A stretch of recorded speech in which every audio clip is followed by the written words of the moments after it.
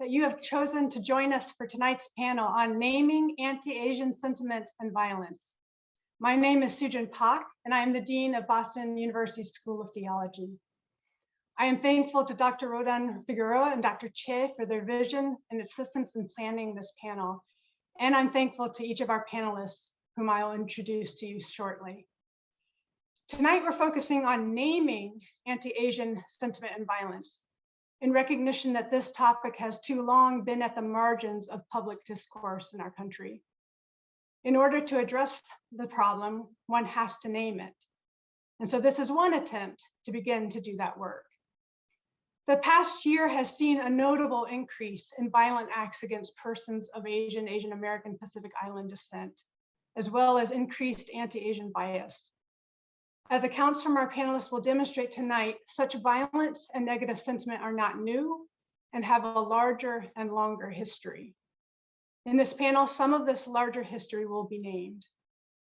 We've also sought to hear from various voices, particularly aiming to create a space and opportunity for faculty, staff, and students to speak from their experiences.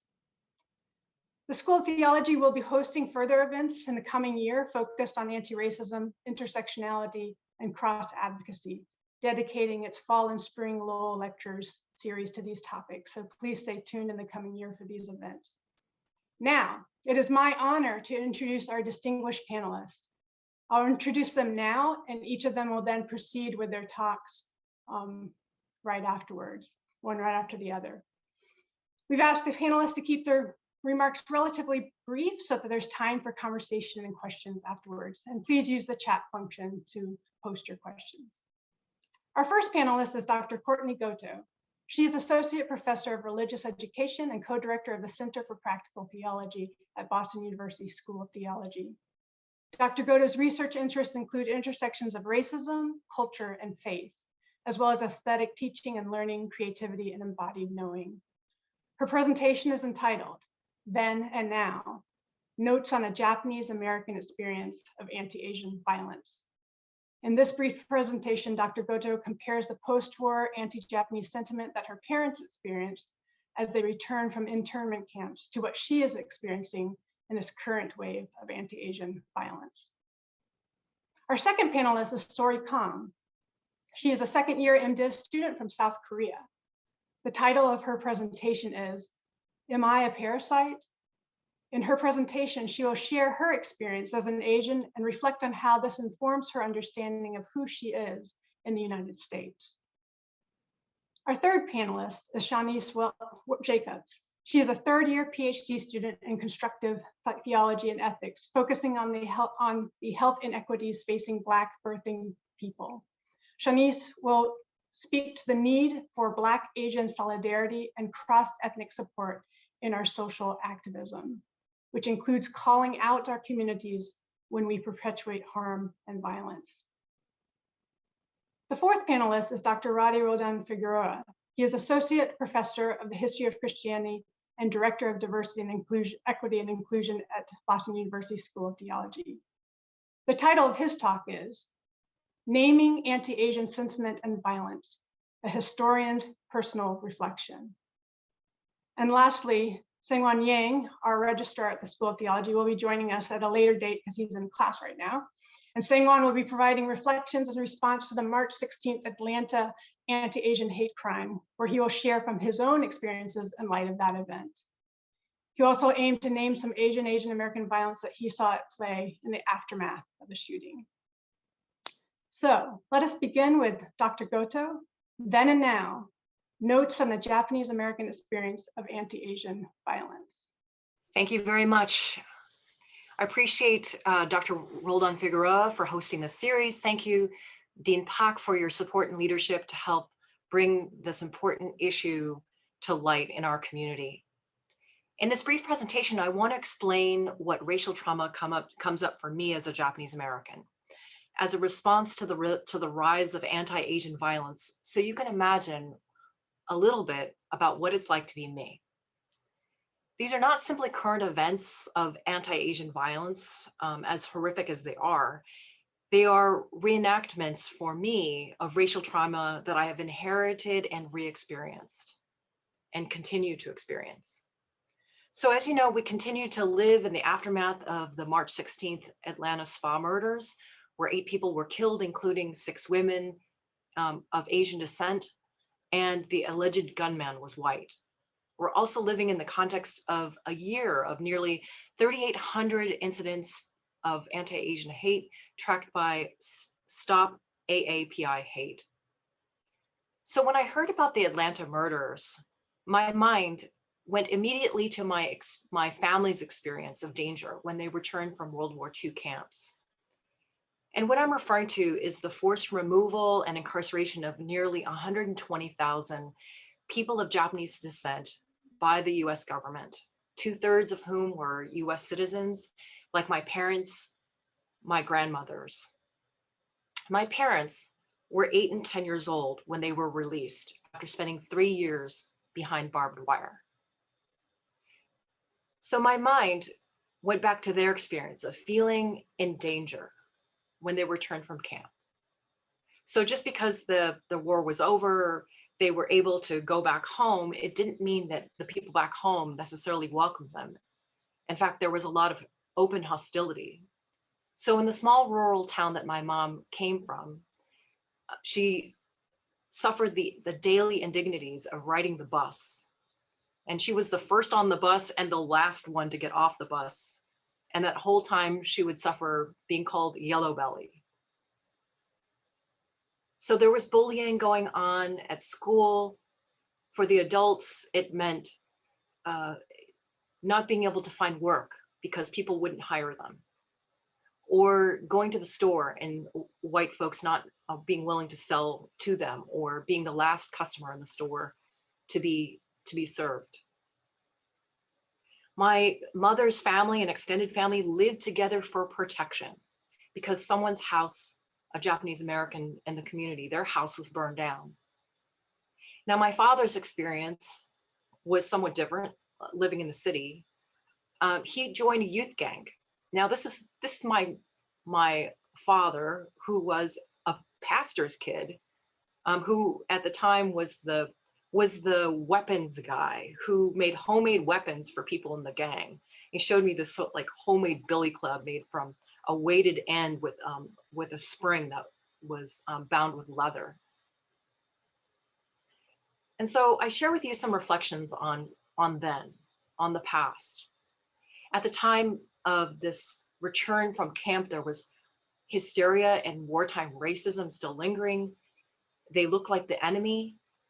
And so Japanese Americans were easy scapegoats for white racism and violence. They were easy targets. There were few allies. There were not other Asian Americans standing with them, or others for that matter.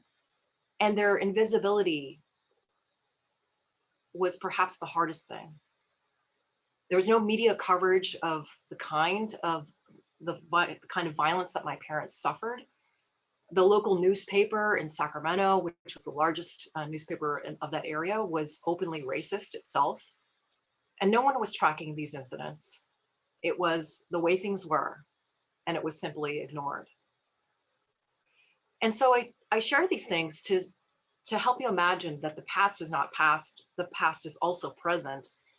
So mom is now 84 years old, and she's scared to walk in her neighborhood or to go shopping because she's heard reports of elderly Asians being attacked, and she knows in her bones the fear of being assaulted. She has in her body memory the feeling of threat experienced in the post-war years.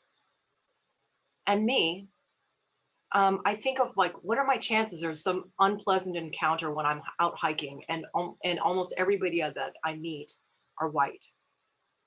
Do I preemptively say hello or good morning in my clear American English as a kind of verbal strategy to protect myself? So it's not just my experience that I carry, it's my parents' experience, my grandparents' experience. Now, if you can imagine all of the other Asians that you see also having some visceral version of the racial trauma that they carry with them as they experience these current events. So if you're Chinese American, maybe your body mind goes to the 1871 massacre of 17 Chinese immigrants who were lynched in Los Angeles. or the 1982 murder of Vincent Chin, who was killed by auto plant workers in Michigan, who were angry at the dominance of Japanese imports. If you're Korean American, maybe your body-mind goes to the 1992 Los Angeles riots when Korean businesses were burned by rioters. If you're Vietnamese or Cambodian American, maybe your body-mind goes to the 1989 school shooting in Stockton, California, where 5 children of Vietnamese and Cambodian refugees were killed by gunmen who told a bystander, quote, "The damn Hindus and boat people own everything," unquote. Now, some reflections on now. I see some parallels between then and now. Certainly the scapegoating that's going on. Like in the current pandemic, people's anxiety and aggression find resonance in former President Trump's indelible images associating coronavirus and China that then get projected on anyone of Asian descent. It taps into this long-time racist social imaginary that treats Asians as a threat to be shunned and eliminated. And once again, perpetrators treat Asians as easy targets, preying on the elderly and mostly women in this case today. I'm also reminded of something that Catherine Moon calls foreignerism, which she describes as a mix of nativism and racism.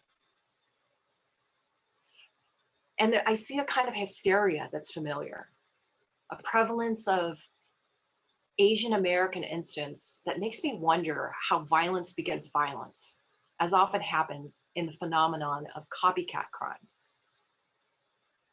And then again, there is the invisibility. Now, I want to acknowledge that there has been some progress here. And so I say this as a kind of caveat. The response to the Atlanta spa murders has generated much needed discussion and media attention on racism against Asian Americans. So I've been really heartened by the kind of response that Dean Pak has made and our school has made that has given rise to this panel. There have been expressions of solidarity between and among individuals and groups across race to address the problem.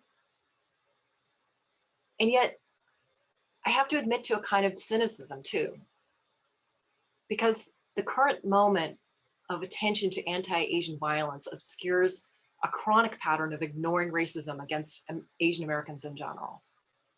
And so think back to the historic events of anti-Asian violence that I referenced. How many of those had you not heard of or not heard much of before? And what concerns me is the normalization of anti-Asian violence. We all know that media attention is fleeting. And so there's a constant danger of reverting to the habit of ignoring anti-Asian violence, which is a form of privilege. And if you compare that with Asians who continue to live with and relive racial trauma in the midst of violence against them. And so an important question that I'll end with is, how do we resist individual and communal forgetting? And it can't be the next massacre to remind us. One thing that I think of a lot is the steps that we might take that go beyond just simply knowing about a subject, knowing about anti-Asian violence, but having relationships and deep enough relationships with Asian people that you begin to internalize the racism they know, or at least begin to. Thanks. Thank you. We go now to Sori Kang. Hi, my name is Sori Kang. I am a second-year MDiv student at BU School of Theology. Today, I'd like to share my experiences in the United States as an Asian student. I was born and raised in South Korea, and this is my second year in the US. Since I lived most of my life at home, a very homogeneous country, it never crossed my mind to think about my Asian identity in depth until I came to Boston in 2019.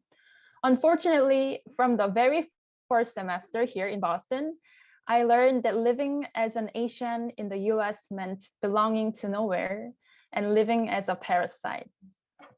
In academic settings, topics concerning Asian issues are never really the center of conversations. Many times, the history of slavery is seriously dealt in classes, but neither the Chinese Exclusion Act nor the Japanese internment. It seems that racism and injustice is irrelevant for the Asian community. The context of race has usually been the white and black binary. Even in conversations about racial issues in classes, the focus is more often than not on Asians. In one class discussion in my first semester, I feel like I am sitting as an outsider listening to other racial groups' conversation. There was no space for me to contribute as an Asian. When I tried to bring something from my perspective and my context, I felt as if people saw me as an interruption or out of context. In addition, my lack of English ability hindered me to become silent in these kind of conversations, but also it is undeniable that the atmosphere of conversations and lack of discourses about Asian in general silenced me. Everything that I mentioned so far was what I experienced in academic settings. Even though I felt insecure about my identities, they were so implicit in academic settings that I couldn't say for certain that I was excluded or ignored. The only person that I was able to blame was myself, thinking I am overly sensitive. However, in the middle of the first semester, an event clearly revealed where I belong in this society, and even further, how this society identifies me. It was the time when the movie Parasite was showing in the US. The movie Parasite is the first Asian film to win the Best Original Screenplay Oscar at Academy Awards. Since I noticed that Asians are often overlooked, the news that the movie Parasite won a lot of awards was literally good news to me. I was excited to the fact that the movie was being acknowledged all over the world. And even further, in 92 years, one Asian movie finally gains recognition from the most famous and prestigious film organization. It was not only the movie, but also my identity as an Asian that seemed to gain recognition. So I went to a theater with a great expectation and went out with full of pride in my heart. It seemed like all my experiences of being ignored were cured by the movie. On my way home, my friend and I talk about Parasite with constant delight and excitement. While talking, we saw one black man and one white woman rushing behind us. We walked to a side to make a way for them, but we didn't pay a lot of attention to them because I thought they were making fun of each other, and we were already busy discussing the movie. All of a sudden, however, they offensively yelled at us out of no reason, out of nowhere. It was completely without reason, so I didn't even believe we were the target of their yelling. But there was no one around except for us. It had to be us that they were yelling at. As soon as I realized we were targeted, I was so upset that I wanted to say something back to them. If I were in my home country, I would go back and argue or call the police. But my friend next to me, who lived in the US longer than I, whispered to me, No, sorry. What if they do more harm? Just live here. So we walked fast to get out of the street, and my delight from the movie Parasite had already disappeared. On the day when I was so proud of myself as an Asian by the movie Parasite, I realized that I'm nothing but a parasite in this society. Furthermore, this pandemic strengthened that I'm nothing but a parasite in this country. Before the state of Massachusetts mandated to wear masks, many people didn't even bother to wear masks. Whenever I walk on the street wearing a mask, people avoid me, and looked at me. Now that it is mandated for everyone to wear masks, it is unusual that some people still avoid me and fix their masks when they see me. I figure that they just wanted to avoid. They just dislike me at an instinct. According to Pew Research, quote, about 4 in 10 US adults say it is more common for people to express racist or racially insensitive views about people who are Asian than it was before the coronavirus outbreak, end quote. Before the pandemic, there was no explicit reason for them to express their anti-Asian sentiment. But now the pandemic gives them the perfect reason to explicitly neglect Asians. Who am I in this society? Where do I belong to? These are the questions that have been lingering in my mind since I moved here. But those questions are the same questions that I live with even to these days, if not more often. I feel like I am a parasite that needs to disappear and has no benefit in this society. I was, and I am still not a human being, but a parasite in the United States. Am I a parasite? When can I become recognized and live in full dignity as a human? I know that change takes time, but with an increase of Asian and Asian American awareness recently, I hope that more conversations and more discourses center the Asian and Asian American experiences at the forefront. Thank you. Thank you, Sori, for sharing so courageously from your experience. And now we'll hear from Shaunesse.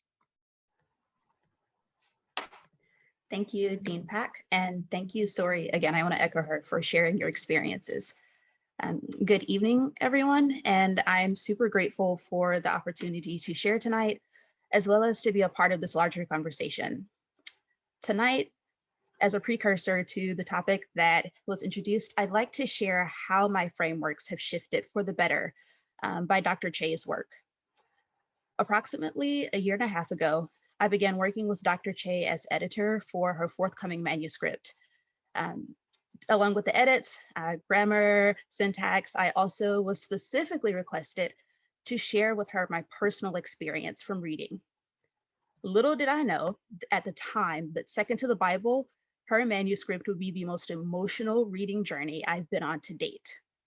I also had no clue that it would be the most timely, especially with the increase of anti-Asian violence that has occurred between now and then. As I quickly secured my footing in her post-colonial framework, I was excited to learn about another theological discipline. I was affirmed by the articulations of socio-historical Black oppressions in the US. I was threatened that my oppressions could be dismissed as white-Black binaries and paradigms were decentered to bring Asian oppressions into the conversation. I was dismayed that I never knew nor pursued the socio-historical and contemporary realities of Asian American and Asian immigrant communities presented in the text.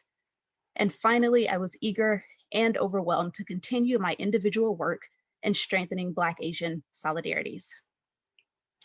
My emotional journey surprised me. It was not as though I was ignorant to the marginalizations experienced by Asian communities in this country. In fact, we live in a white supremacist culture. That's kind of a given. But I was oblivious to the depth of the perniciousness of racism towards communities beyond my own. I was trapped within the stronghold of the white-Black paradigm, existing in a culture that reduced everyone to whiteness and Blackness, leaving us all distrusting of one another. I'm a product of a culture in which I could intellectually advocate for the liberation of my AAPI siblings, quite honestly prioritizing those who were of a darker complexion because I assumed their experiences were closer to my own, while never trusting that they would advocate for me because I was too far removed from whiteness to actually receive their support. My internal traumas from this white-Black binary and paradigm resulted in partial allyship, if I could actually call my intellectual advocacy allyship. Since my first reading, I have read Dr. Che's manuscript 3 additional times, And each time I experience an awakening, which instills an urgency deep within me to own my place as an ally to my AAPI siblings. I can no longer look at anti-Asian violence simply intellectually, but both head and heart must be involved in my broadened and inclusive activism. I can no longer just focus on the public health crisis of Black maternal mortality and morbidity, but I must include the public health crisis of anti-Asian violence that threatens the livelihoods of mothers, sisters, wives, and friends. I can no longer feel shame just because the perpetrator is Black. I must also engage my Black community to push back against the hostilities that have existed between Black and Asian communities, because we all must live into the hope of stronger solidarities that will bring about our collective liberation from the evils of white supremacy that have plagued us for far too long. My emotional journey with Dr. Che's book is far from over. I have so much work that I must continue to do in learning and advocating for and aligning with my AAPI siblings. This past year and a half, as I have seen the news and engaged in deep and hard conversations and challenged myself, challenged my family, and challenged my communities, I feel the rawness of my AAPI siblings as we constantly fight together to figure out how we can both be seen, be heard, and be more human. And I desire to do this work. And I must say that I am grateful to have been changed by Dr. Che's manuscript, to be committed to more expansive and inclusive acts of liberation, to desire to strengthen my voice to encourage my communities to stand together, and to no longer be partial, nor selective, nor silent, because all of that breeds complicity. Thank you. Thank you, Shawnesse, for your prophetic word. And now I invite Sangwon to give your presentation. Thank you. Before I begin, I want to name two things. One, I will be using the term Asian American to include both Asian immigrant and the whole Asian American Pacific Islander community. I am aware of the immensely diverse experiences of people categorized by these limited identities, but for the sake of brevity and consistency, I will use the term Asian American. Second, I want to refrain from disclosing specific names of victims of hate crimes to preserve their privacy and safety. And this is really my lament and reflections on the past 15 months. In a recent interview, Stephen Yen said, "Sometimes I wonder if the Asian American experience is what it's like when you're thinking about everyone else, but nobody else is thinking about you." These words have been haunting me since I first read them back in February. And I suspect it is because they capture so well the experiences of Asian Americans throughout the history of the United States, and especially so these past 15 months. Throughout this pandemic, we've seen an alarming increase of hate crimes against Asian Americans. People randomly assaulted in the street, elderly intentionally targeted in their own neighborhood, women being lit on fire or stabbed, and young men and women being verbally harassed in stores, and people being killed. Throughout this pandemic, Asian Americans have been in constant anxiety, having to think about what other people may do to them, what others and how others might harm them. Every lingering stare from a stranger or a near-miss shoulder bump on the street, heightening our anxiety and senses. Should I be ready to fight or flee in this situation? Will anyone intervene if something happens? In the past year, I've worried for the safety of my parents and grandparents in New York City. I've asked my mom to leave work early while it's still bright outside, or stayed on the phone with her as she walked to her car. I've asked my grandfather, who enjoys and loves walking around his neighborhood, to stop his daily strolls in fears that something might happen to him. We have been living in perpetual fear and anxiety. And amidst the increased acts of violence against Asian Americans, the general public has been silent. apathetic. Sometimes I wonder if the Asian American experience is what it's like when you're thinking about everyone else and nobody else is thinking about you. On the evening of March 16th, 8 people were killed in Atlanta, 6 of them who were Asian American women. Many of the victims were employees of various spas in the area, and while the media quickly turned to the white gunman, naming him, speaking to his past, his Christian background, his personal and mental struggles, the victims remained nameless, invisible. Sometimes I wonder. And as news coverage finally shifted to the victims, I saw a different sort of violence beginning. Initial reports named the attacks as 8 people killed in Atlanta area massage parlor shootings.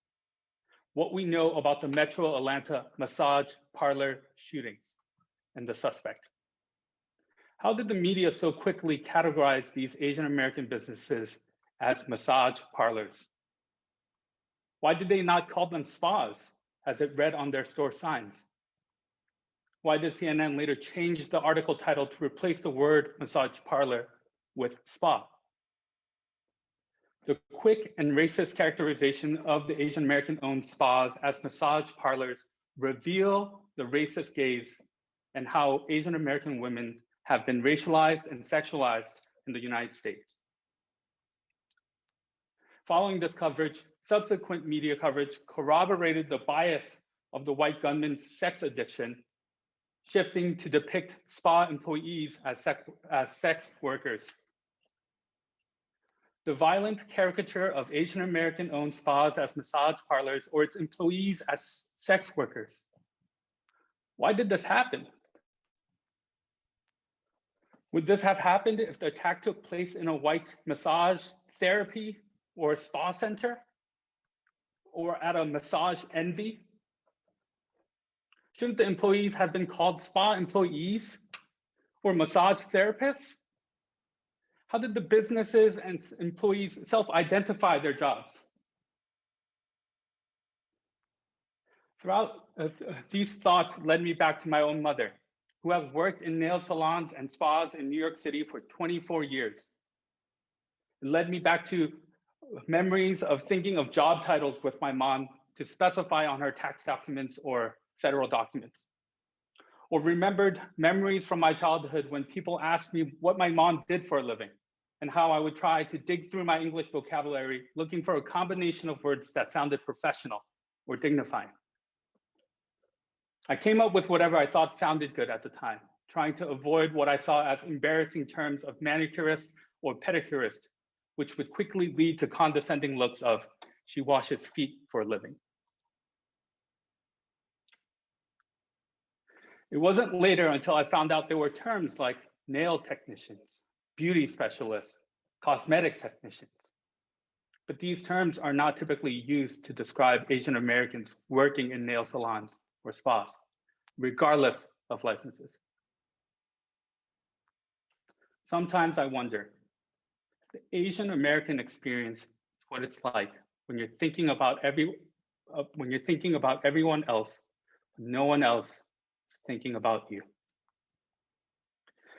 It wasn't enough that these Asian American women were brutally murdered by a white man who was systemically taught to objectify Asian women as sexual temptations, but the media continued to violate them through these racist speculation about the victim's occupation. And it took the personal testimony of a child grieving his mother, one of the victims of the shooting, to finally humanize and dignify her. She was a single mother who dedicated her whole life to providing for my brother and I. She was one of my best friends and the strongest influence on who we are today. It's been 3 weeks since the Atlanta hate crime, and every day there continues to be more violence against Asian Americans. But the general public and its gaze has already moved on. What does this mean for us? Sometimes I wonder. Thank you. Thank you, Sang, for so clearly and vulnerably sharing fear, feelings of fear, pain, and also anger. Our last panelist is Dr. Rady, Roldán-Figueroa. I want to express my gratitude to Dean Sujin Pak and Professor Professor Shea Hien for their initiative and collaboration as we sought to organize this panel, and for inviting me to form part of it. I am also very grateful to the panelists and for their very moving and deep reflections about the problem of anti-Asian sentiment and violence. What I am about to share with you today is just one of the many possibilities that I have entertained in the last few weeks and months, especially in light of the events of January 6th, the rise in incidents of anti-Asian violence and my own teaching.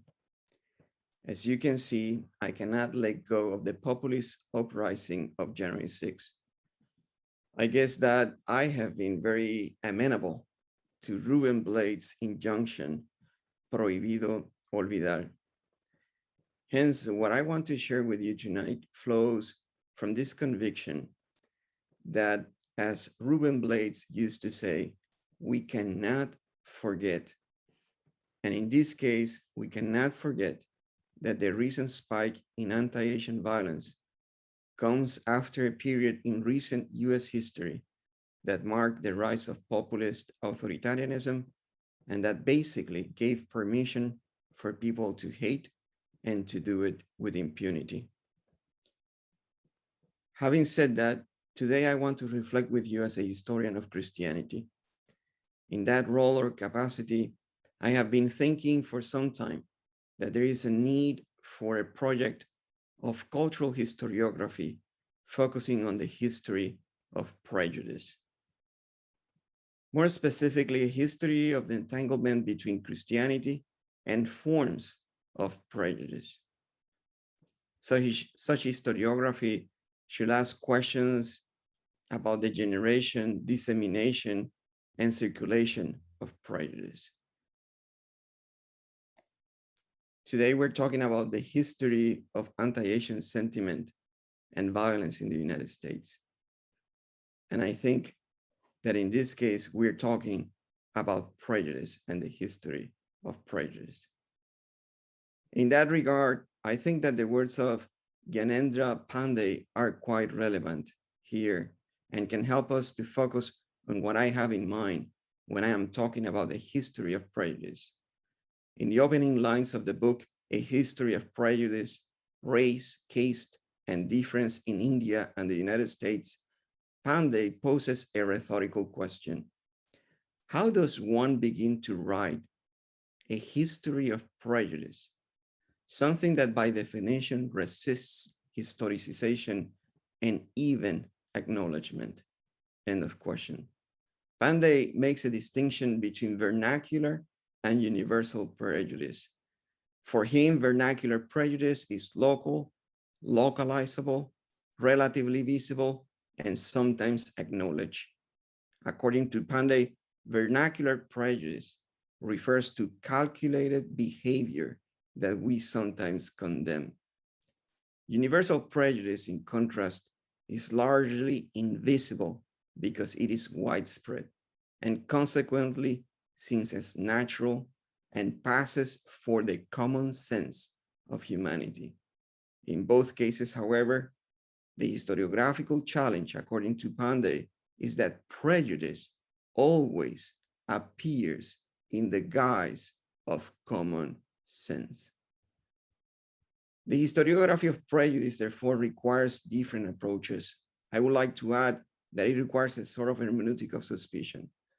More than an informed reader, it requires a woke eye that is able to recognize the traces of prejudice and an imagination that can anticipate where to find it beyond the archives, as Pandey has pointed out.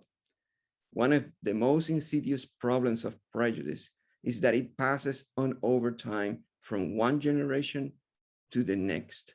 Hence, it remains unchallenged when it is not historicized. Sangwon just gave a moving example of the kind of historicization that is needed in order to bring prejudice out to the open.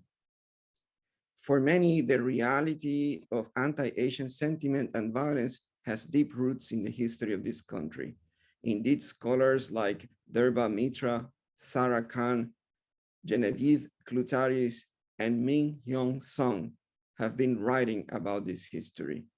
Tonight, I want to suggest that the history of anti-Asian sentiment and violence goes deeper and further in time. How far in time? For example, recently in one of my classes, I asked students to read a passage from a dictionary entry from the late 18th century. The subject of the entry was the Americas, and it appeared in the Encyclopedia or a Dictionary of Arts, which was published in Philadelphia in 1798. I decided to use this entry because it illustrated the argument made by Francisco Betancourt in the book Racism, from the Crusades to the 20th Century. In that work, Betancourt described the modern history of racism as a result of a generalized mentality that imagined humanity as organized into a hierarchy of peoples.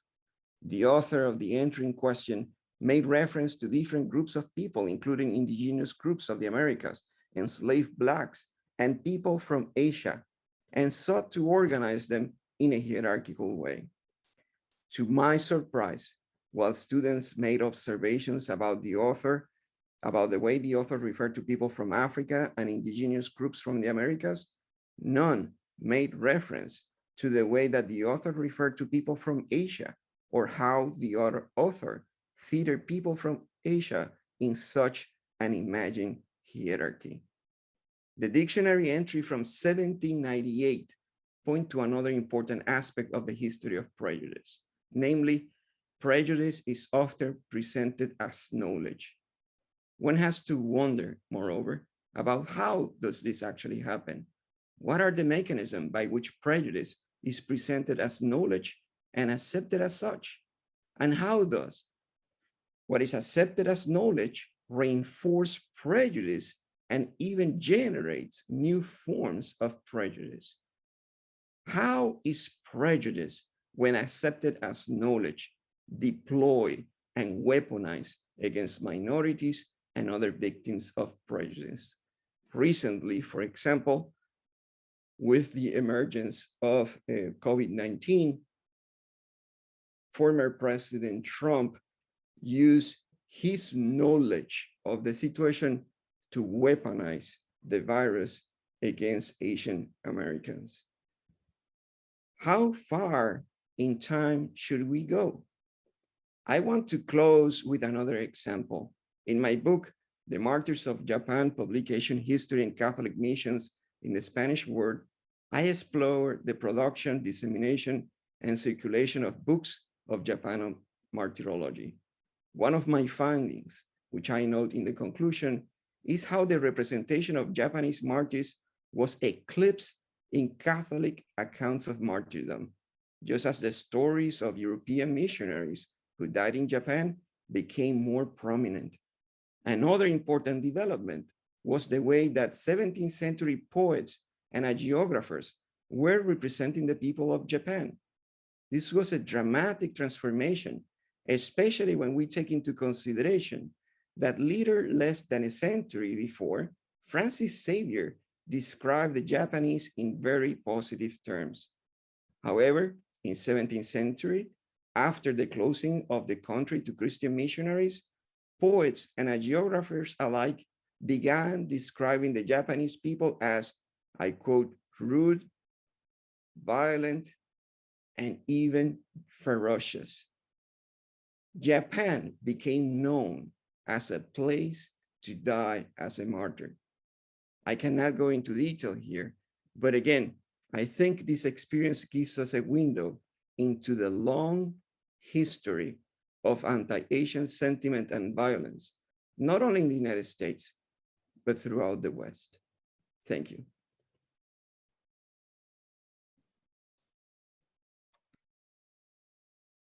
Thank you to each of the panelists for really profound remarks and really helping us name anti-Asian sentiment, anti-Asian violence, to look at histories, and particularly to think about invisibility. In fact, I hear across the presentations this theme of invisibility. So I thought I would start us off with one question. And while you think about this question, also I will open it up to the panelists to comment with anything they want to say to one another. But let's start with a question that I'll give you.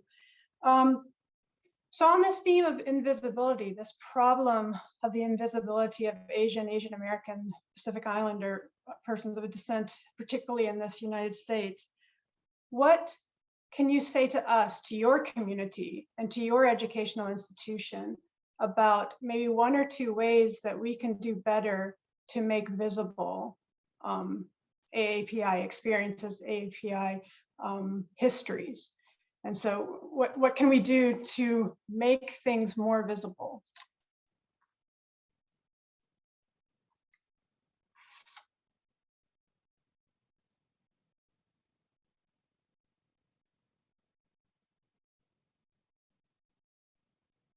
Yes, Sang, go ahead. I wanted to speak to that question because in some ways, I think it has become a reflex for Asian Americans, and I use that term inclusively, to want to become invisible as a safety mechanism, as a way of preserving themselves. Because the only way that they've experienced people recognizing Asian American or their culture is in an objectifying way or a fetishizing way. And so because of that, this is a difficult question to ask, how to promote visibility and encourage visibility even from Asian Americans. But I would say one of the key factors would be trust, or winning the trust, or displaying that it is a safe place to express those things. And that has to be proactively modeled versus, inviting people to take the risk of becoming visible.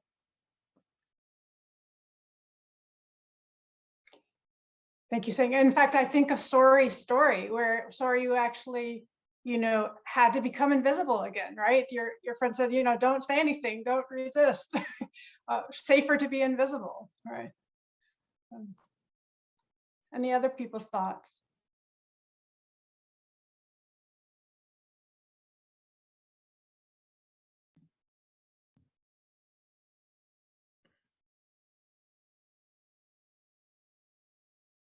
Courtney, go ahead. Oh, you're muted. Thanks. So I think I want to pick up on Shaunesse's comments because I think it's important to realize how invisible each other's histories are to one another, not only across Asian Black axes, but also among Asian groups themselves, to recognize that there's such huge diversity among Asian communities themselves that we rarely know the specifics of how racism has affected us. So there's a kind of a revealing that needs to be done even among folks of color.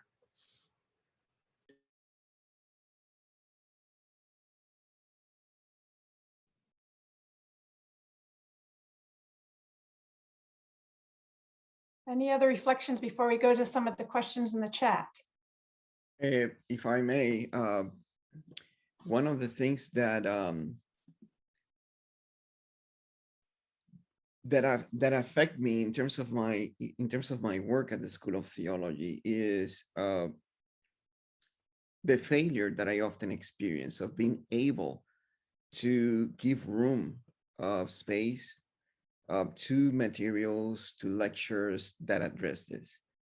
And that is a constant experience that often is the result of the traditions in which we are anchored as an institution.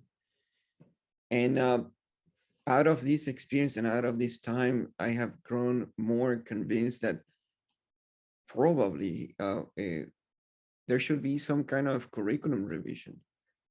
I think that in my own experience, I have seen that many of us incorporate more material related to the Latinx experience, related to the African American experience.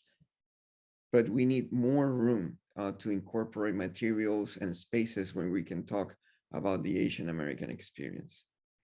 And I just want to leave that for us to think about it. And Dean Pak, we have some questions also in your chat and the Q&A. Yeah, I'll start with one from the Q&A, and I apologize if I mispronounce your name. It's from Yang Dai.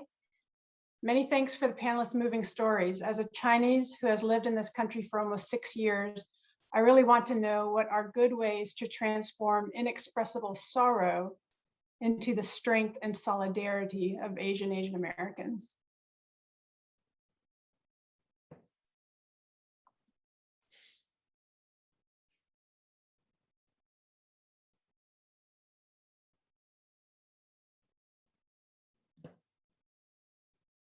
Yes, Courtney, Dr. Goto.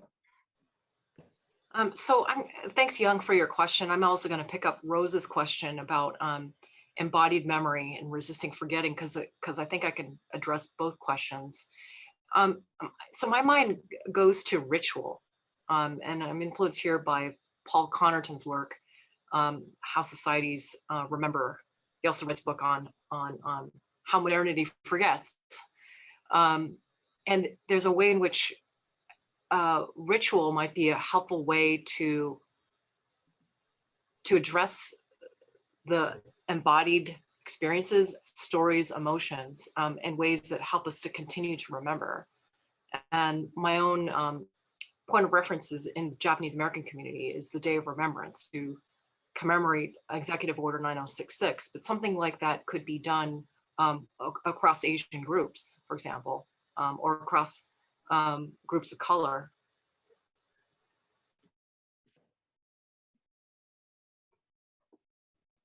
Yeah. Other responses? We have a question from Abel, who asked this: how does the university or the School of Theology help the Asian or Asian American student who just experienced this kind of sentiment during his academic semester? Well, first of all, as Dean of the School of Theology, I'm very sorry to hear that. It makes me wonder, in thinking about the processes and groupings that we have, that we may well need to form an Asian American AAPI group for support and for community. I mean, I know we have an international student group, but that's a wonderful group. But I think there's ways that we can rethink kind of building places and structures of support within the school. So that's my first response. I don't know if others have thoughts and questions and comments.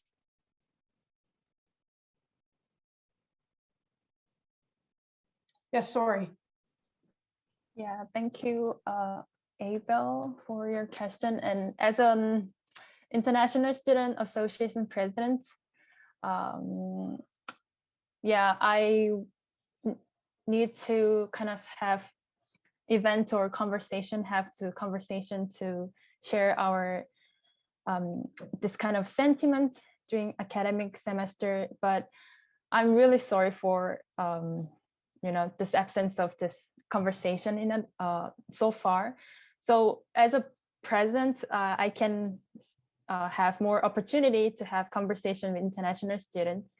And also, I hope we can ask school to promote this event and or pay attention to our event so that we can kind of make our voice loud and to help the Asian students to deal with the sentiment and their struggle.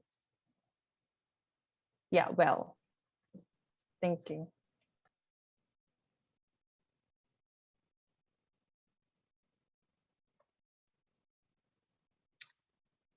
Abel also has a follow-up question. Is there any policy or facility that could help them and me when experiencing this? Yeah, so there are certainly places to register grievances or harm.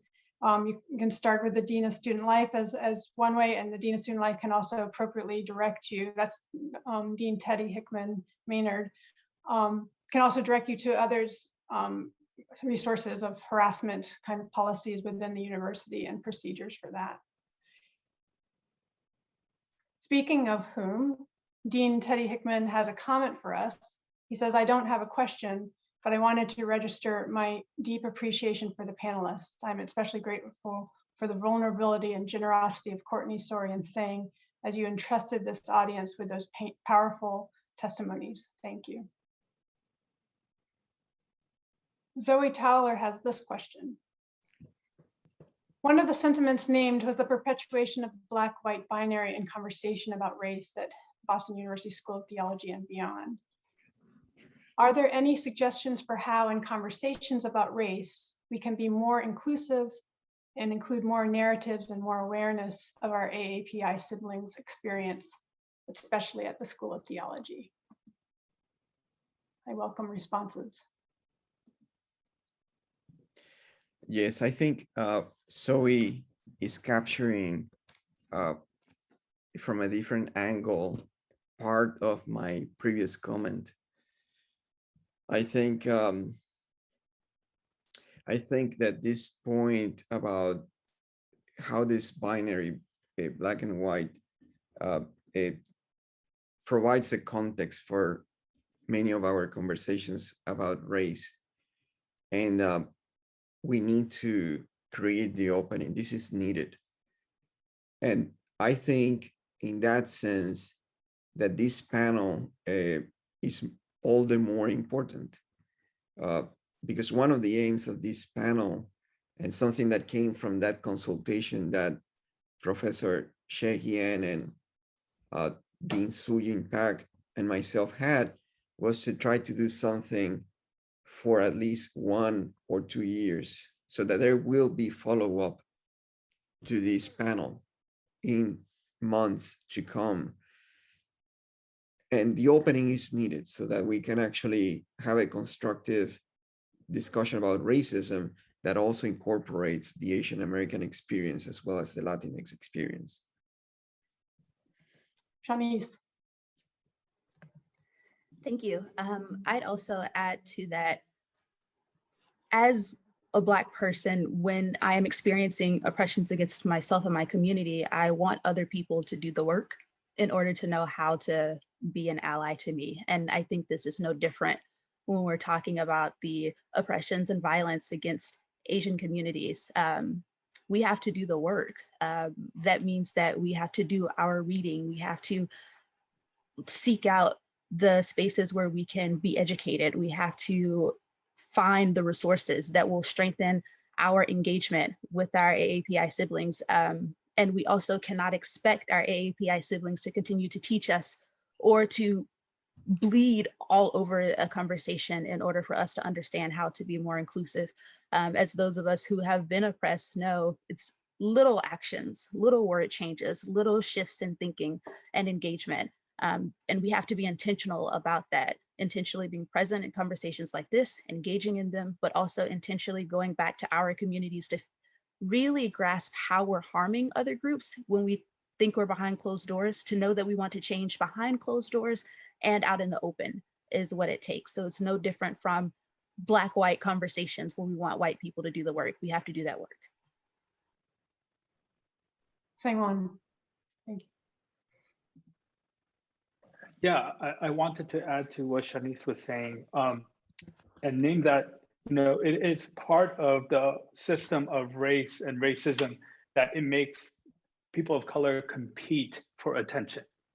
It makes people of color want to, get a month or a week designated to themselves and have to compete over that versus it being a normal everyday reality that everyone can be recognized without competition. And one of these dynamics that I want to name is, and I think it's good that and no one would argue that the Black and white conversation is a bad thing. It's an important conversation to have in the context of the United States. And I think it's important to recognize that there are other communities of people of color in those rooms who may not necessarily be speaking, but they are there, and their presence, I would hope, is acknowledged, regardless of whether they speak verbally or not. And perhaps maybe, there might be space to invite other communities outside of this binary to speak in these settings. The reason why I kept referring to that Stephen Yen comment of the Asian American experience is when you think about everybody else, but nobody else thinks about you, that works within allyship as well, unfortunately. Unfortunately, Asian Americans, especially in light of the violence that's been happening, have been looking over their shoulders and making sure they don't make too much noise that might take the attention away from other marginalized communities. And in that way, they are still thinking about everyone else, but that becomes a harmful act because it silences and makes them and renders them invisible, right? Nobody else thinks about them.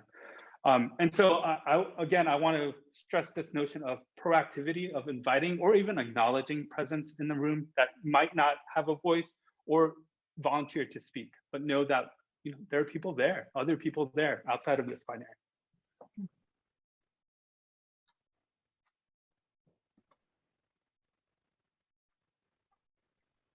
Dr. Kristen De La Rosa asks, can you share suggestions of how we can address the invisibility of Asian American AAPI stories and others' experiences in teaching in our classes, in the classroom?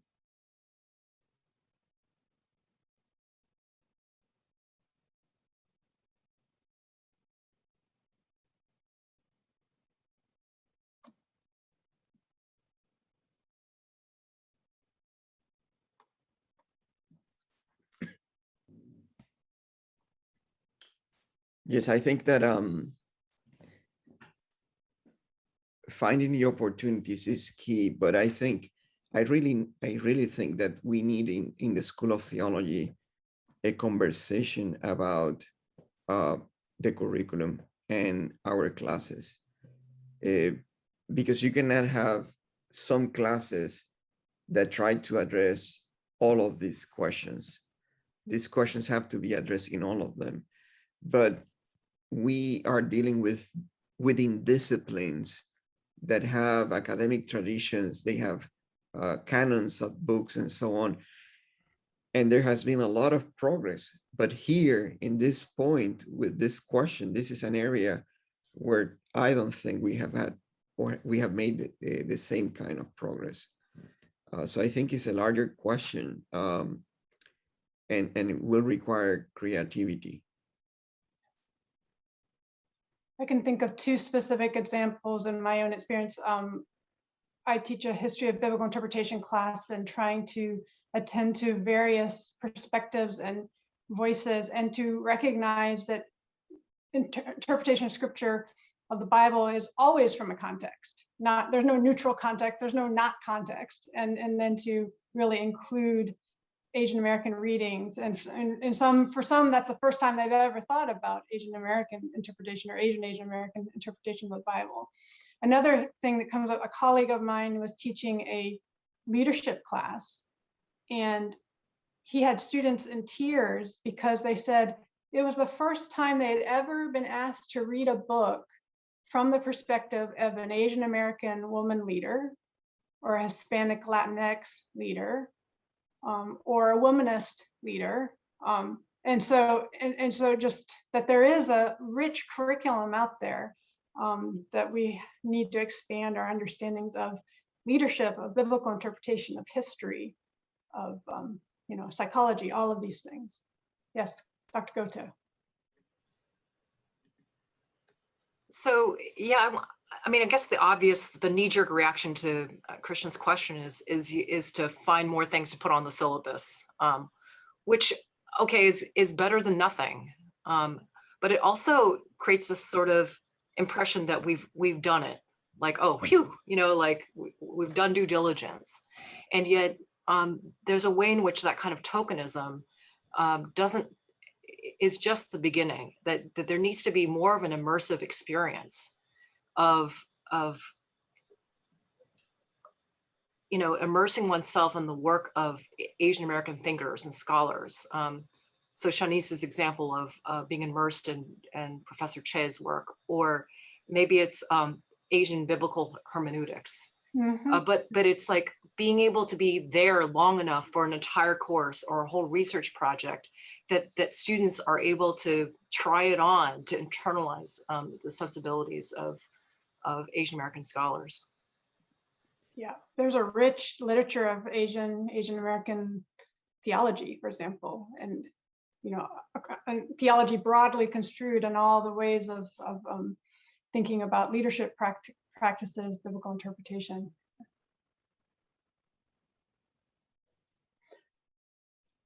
Dana Robert writes in the comments, thank you so much for this moving panel.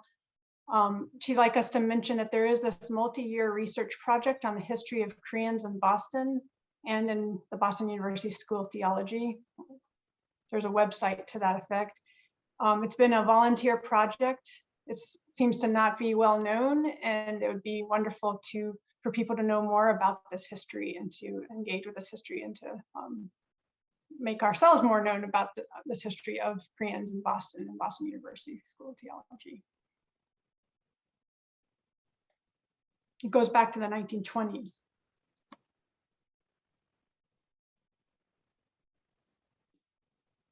The impact in the Q&A, we have a question from Kara J. Yes, okay. Kara, one thing that upsets me about AAPI students if the taking of an American name because of the shame around trying to share how to pronounce their own name given to them by their parents. Could fully embracing their own name, sharing it with the BU community be a step in the right direction to be heard? So Kara is addressing this sort of, for instance, let me give you an example. My last name, most Koreans name it as, puts an R in it and call it Park. But anybody you see that's Park is actually a Pak. So there's this history of Americanizing names. That's also part of, I would say, part of assimilation and safety, right? So anyway, so there's Kara and saying you have a comment, I see. Yeah. Personal story. Yeah, when I immigrated to the States, my parents gave me a choice of choosing to take on like a English Anglican name or retaining my own. I was very young at the time. I thought my name was shorter than the few lettered words of Edward, which they gave me as an option. I'm happy to have retained my name, but I will say, like, to your point, Kara, I think as much as it is important and a personal, individual decision of the person to embrace their name, or embrace going through the struggle of having to correct people's pronunciation over and over again and then giving up finally, or coming up with like playful idioms to help people pronounce your name right. I usually went by, my name is Sang, like I sang a song, and won, like I won a contest, Sang won. I know, Sori, you have your own. But as much as it is the individual's choice to embrace it, I moved to, it shouldn't, the burden of choosing to embrace it, it shouldn't be on the individual with that angst or the anxiety, but again, it should be with the culture of the environment to normalize naming these things. And one particular example of how we could do this practically is when we use examples of people, what are the names we are using? Like, what are the names that we are using? Are we saying Joe Schmo? Like what, or like, are we saying, and so like, how do we diversify the kinds of name we use in examples? That could be one way to normalize it. That's very good. Shaunesse. If I may also add, I'm clearly not an AAPI student, but one of the things that I have learned in my experience of having 9 letters and an apostrophe in my name, no one wants to do the work of learning how to pronounce my name, how to spell it correctly, and how to ensure that they are respecting my personhood to honor my name. So if I feel that my name is easy and my community feels my name is easy, but I have to go out into the world to fight every day for my name to be properly pronounced and for my embodiment to be honored because I am proud of the name that my parents have given me, like Sang said, that is a fight that I get tired of doing. I've only been alive for 28 3/4 of a year, and I am tired of that fight already. So I think that it is disrespectful of us to put the onus on a community to have to stand by the fight of trying to have their embodiment respected. That is a part of our humanity, to actually have our embodiment respected and our names honored. And that is a hard fight that people really struggle with doing. That includes accents, that includes trying to share this every single day, every time someone says your name. Like if you think about how often people say your name, it's a lot of times that you have to correct someone. It's exhausting. And if we aren't committed to that work as a larger STH community, how dare we say I'm upset with you for not sticking by the name that your parents have given you, because we're engaging in the disrespect. So this is a community strategy that we can embody to be committed to getting people's names right. So it's less of a fight for them to have to protect their human embodiment. That's work that we can do as allies. That's work we can do as a community. And it seems like we're excited to start that work tonight. So let's actually think about this when we're in conversation with one another. I'm committed to respecting your humanity. I'm committed to getting your name right. I'm committed to honoring your heritage and what your parents thought of you and what you think of yourself by sticking to your name, not saying you should correct me every single chance because I'm not going to get it right this time. Amen. Thank you. Same. All of Shawnee's, what Shawnee said, and a slight point that Shawnee's also made. I mean, my name, no one pronounces it. Like Sangwon, that is a English pronunciation of it, because the way you pronounce my name in Korean, that sound doesn't exist in the English language.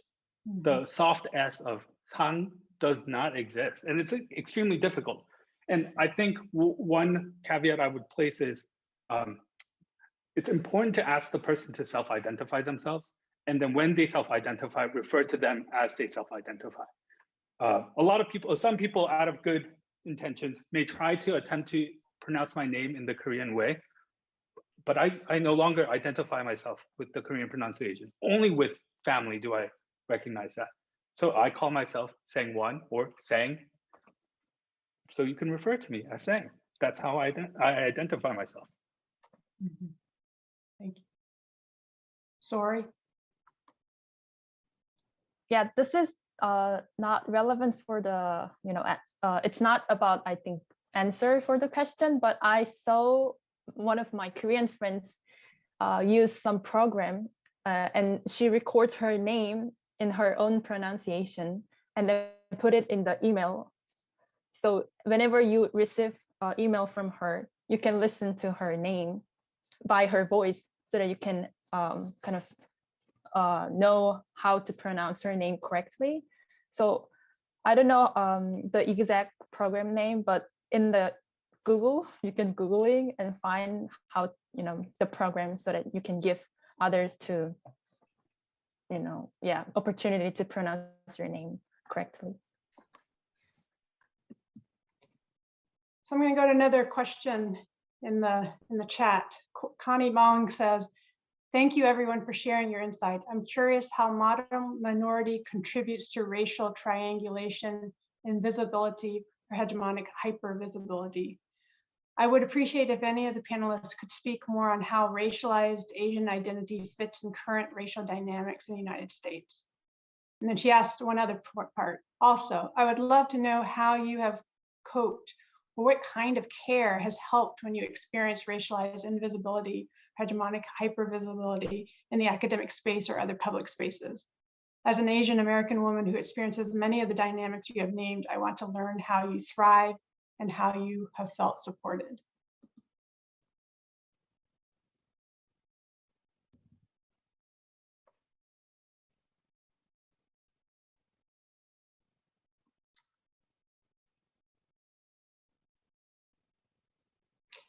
Dr. Goto. Connie, thanks for the question. I mean, you're right that there's a strange phenomenon, is even as we're talking so much about invisibility, you're also naming this paradox of feeling erased, like Sang referred to, but also like hypervisibility, and this whipsaw action of being invisible, and all of a sudden through a microaggression you are suddenly hypervisible or put on the spot to perform Asian. And you know, it's really fraught, because as model minority, I mean, here in the academy, that's being able to capitalize on that image has allowed us to gain access to where we are. And so we've had to sort of play that, not only play that game, but play it well, play it up at times, even as it, we know that it also works against and pits us against other communities of color. And even as we know that there's so many Asians and API groups that don't fit the kind of privilege that some of us have.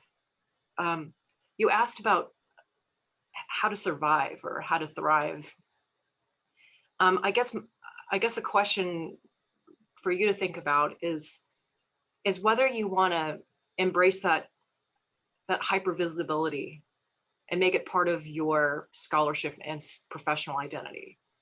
So I'm one of those people that has.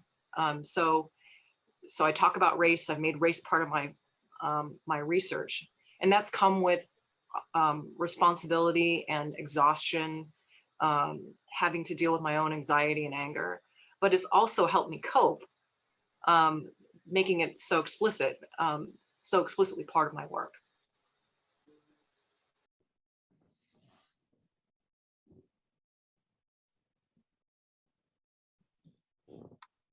Same. Yeah, and to add further, since Connie, you named the model minority myth, and the convenience of when it's employed and when it's not employed. Yeah. And that, it's funny because that myth, like Dr. Goto was saying, creates a competition, right? Specifically, it names East Asians as the model group, right? That most exemplify a closeness to whiteness that other minority groups should try to achieve, right? Creating competition, racial tension between these people, communities of color.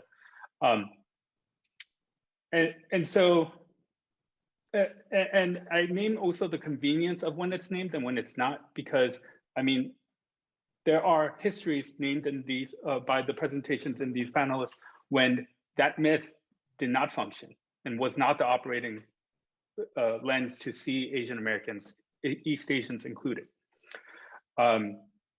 In terms of hypervisibility that Dr. Goto named in her own work, I've also heard and spoke with many faculty throughout the university of how they're suddenly in high demand all of a sudden, because Asian American faculty are now being invited to speak on like anti-Asian violence or speak about the history of anti-Asian violence.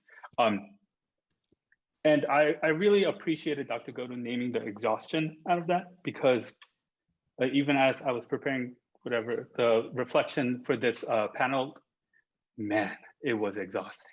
It was exhausting to sit down and try to write it, and so many emotions coming through. And so I really want to commend people who have embraced that as part of their scholarship and really paved the way for other Asian Americans in the academy. Dr. Steve Sandage shares this comment. Thank you all for such honest and prophetic sharing. Thank you also, as I know you each do work to try to create safe spaces for healing for those who suffer from these effects. As a privileged white person, I am reflecting on steps I can take to contribute to creating those safe spaces in the School of Theology and BU communities. I wonder if we are at a moment of such profound crisis that all BU employees need to be asked to specifically reflect on steps and form a plan we can each implement. There is no guarantee this would be effective in all cases, nor that everyone knows how to create safe spaces. but do you think we need that kind of systemic commitment to acknowledge the need to face these realities? Yeah, if I may, absolutely. Absolutely. I think that in the case of the School of Theology, this is where we need to move. Professor Goto pointed out how just modifying the syllabus to include certain authors can fall into tokenism. And this is something that is a problem. We acknowledge the problem of tokenism in the diversity, equity, and inclusion statement of the School of Theology. We name it as a problem. We want to steer away from it. In some of the classes that I have, especially that big class, Christianity Engaging Modernity, that is a place that even though there's an effort to make the changes, we always fall short, and it's quite frustrating for students and for faculty. But at the same time, I think that the effort has to go further, and probably we need to talk about those plans. Back in the history of this process of diversity, equity, and inclusion at the School of Theology, this is precisely why we did the IDI initiative.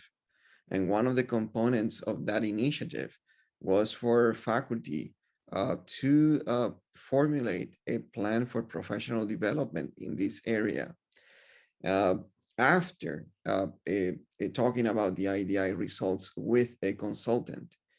And at that moment, we did a meeting to follow up on this and see how many members of the faculty have actually done this, the plan. And some of them did, some people didn't. So we have been there, and we need to go back there. But I think that, as Professor Sandich has pointed out, probably is a critical point in which the commitment from the institution has to be stronger, and not just leave it up to faculty members to decide whether whether they are going to formulate such a plan or not.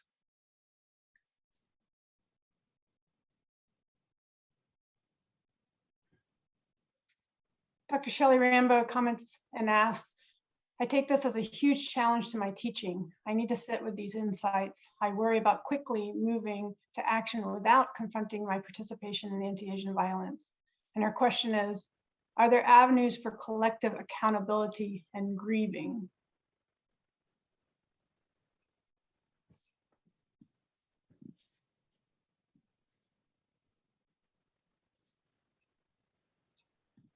That's a great question. I mean, I think saying your comments in particular brought tears to me, you know, just to hear your pain and your fear that I think many share, and that, you know, it's important for communities to create spaces of lament.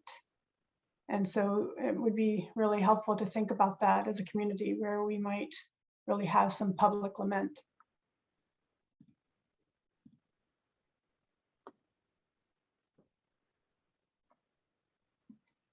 Dr. Goto. I think this is where, in some ways, students can really help faculty change by expecting more and by asking for more. That it holds faculty accountable to read and to talk with others, to make a plan, to equip themselves to do the study of the homework that needs to be done to do justice to these issues. Not to put the onus solely on students, but just to say that student input matters.